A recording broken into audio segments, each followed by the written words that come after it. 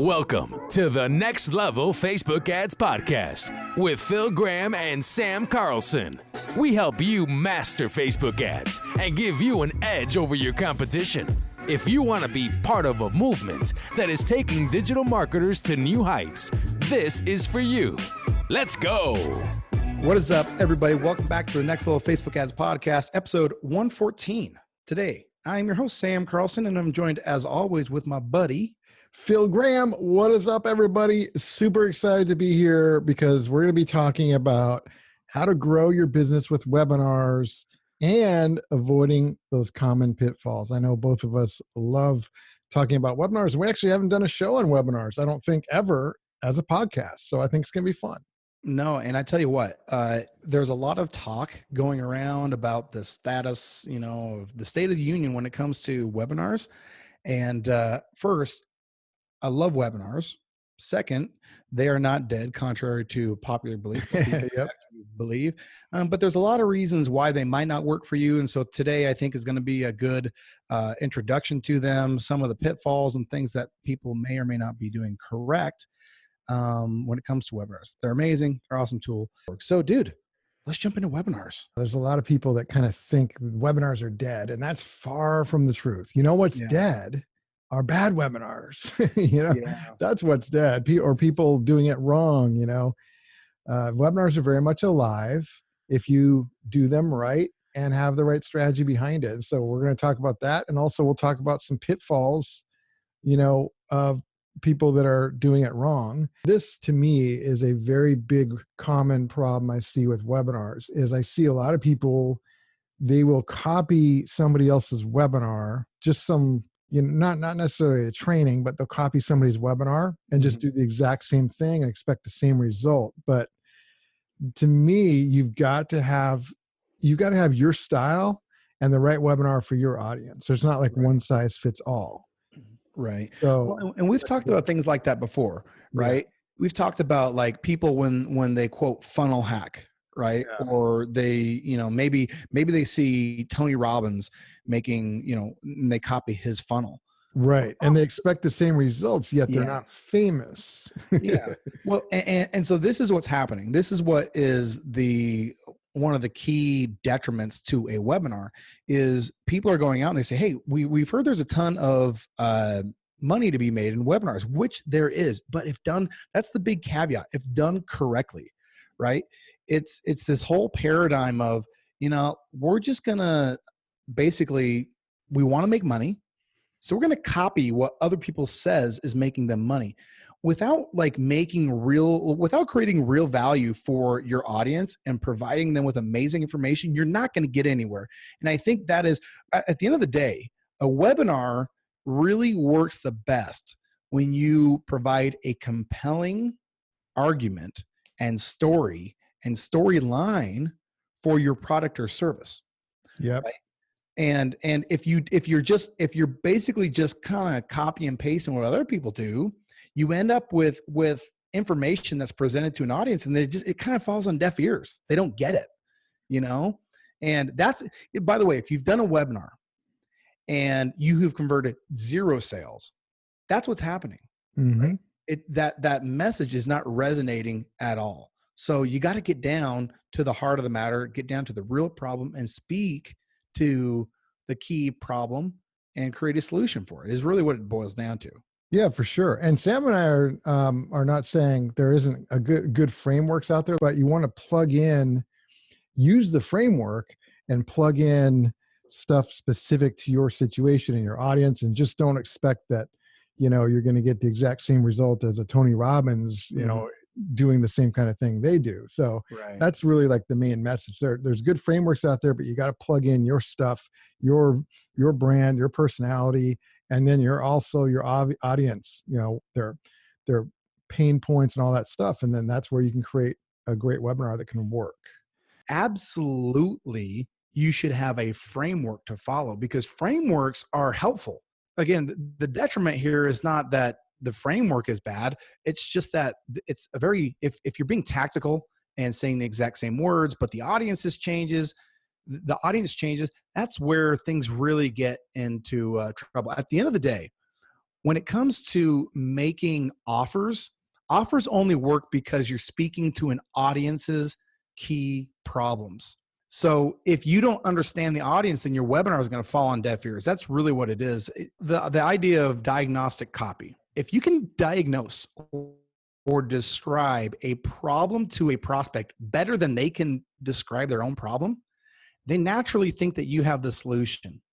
Okay. Yep. And in order to do that, you need to be a person that understands your audience. The exact same thing applies to webinars.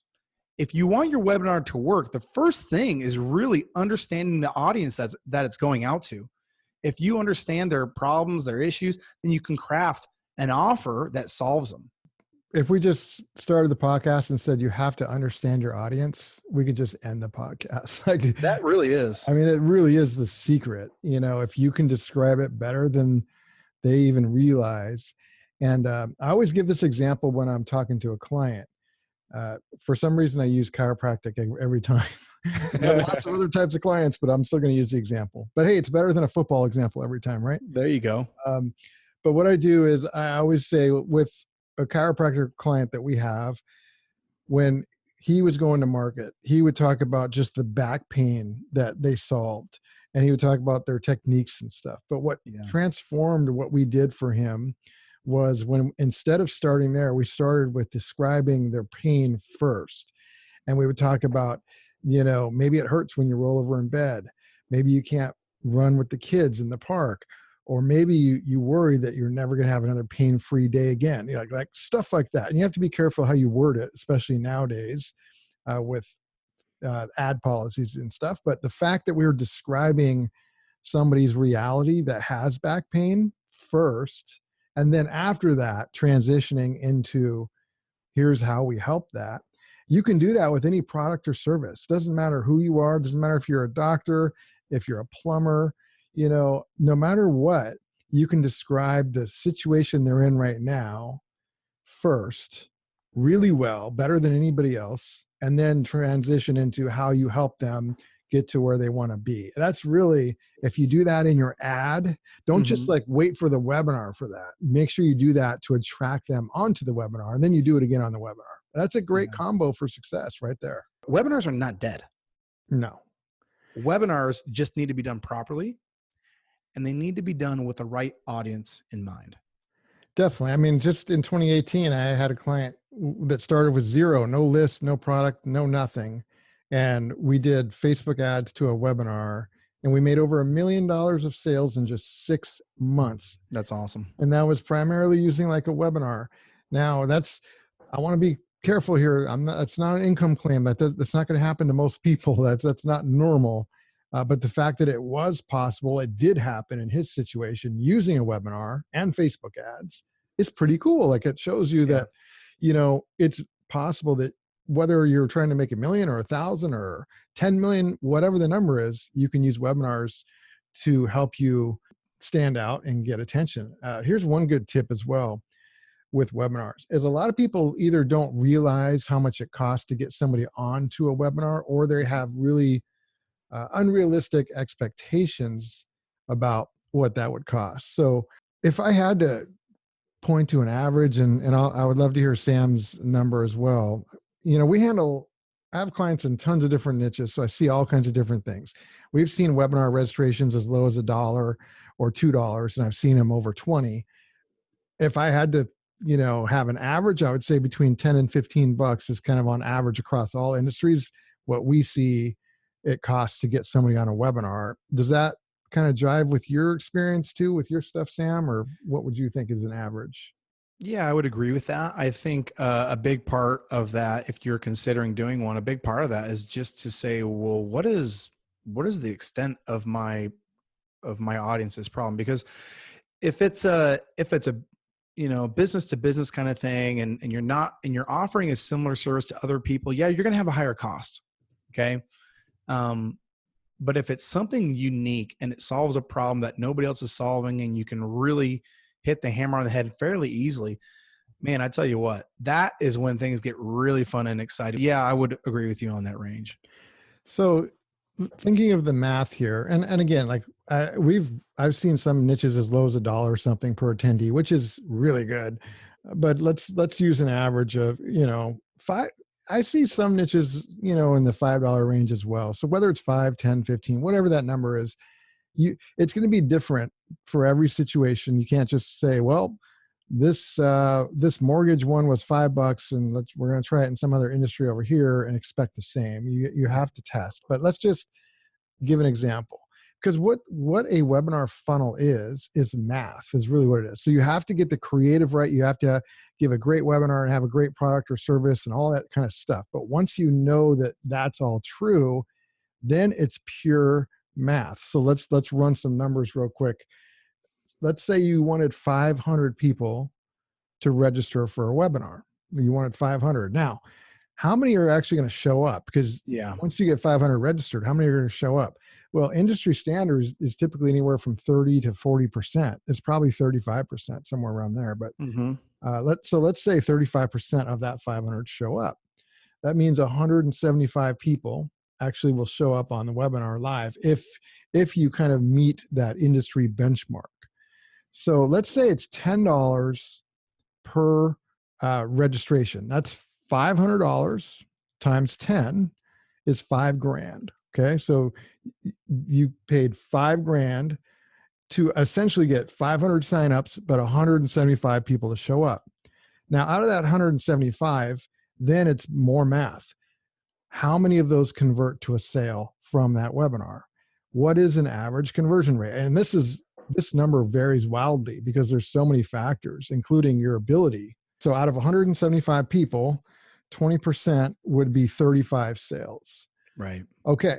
So let's say you were selling a $1,000 product on that webinar. 35 sales times 1,000 is $35,000. And if you remember, we had 500 registrants times $10 each is $5,000. So if all that math held up, that would be $35,000 of sales for $5,000 of ad cost. And that actually doesn't take into account retargeting anybody that either didn't sign up or who registered, but they didn't actually attend live. You could send them a replay, etc. Right. So in that situation, the math looks great. You'd be making $30,000 profit. Now, what if instead of selling something for 1,000, you were selling something for 2,000? Then that number doubles and you have more room and stuff. So once you have the math right, like great things can happen. Mm-hmm.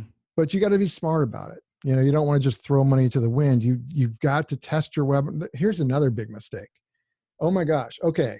This might be the biggest mistake of all, dude. Like, because I work with a lot of people that want to run webinars. You know what they want to do right away?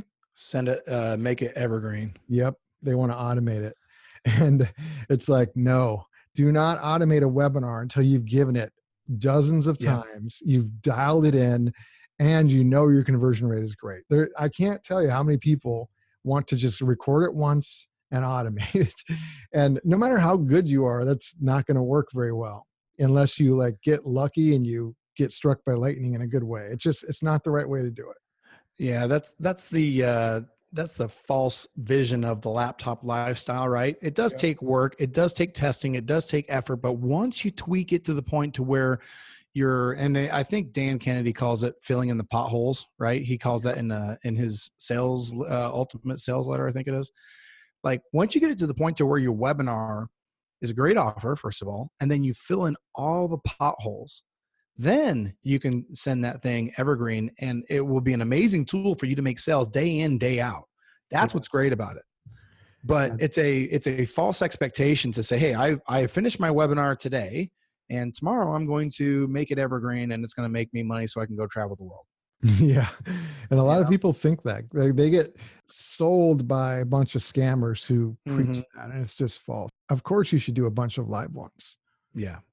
No, absolutely. And then listen to this episode again, because the good thing about this episode is I think it gives you a good insight into what happens underneath the framework, like what is the heartbeat of a webinar. So if that's been helpful, you guys, mission accomplished. Thank you so much for tuning in.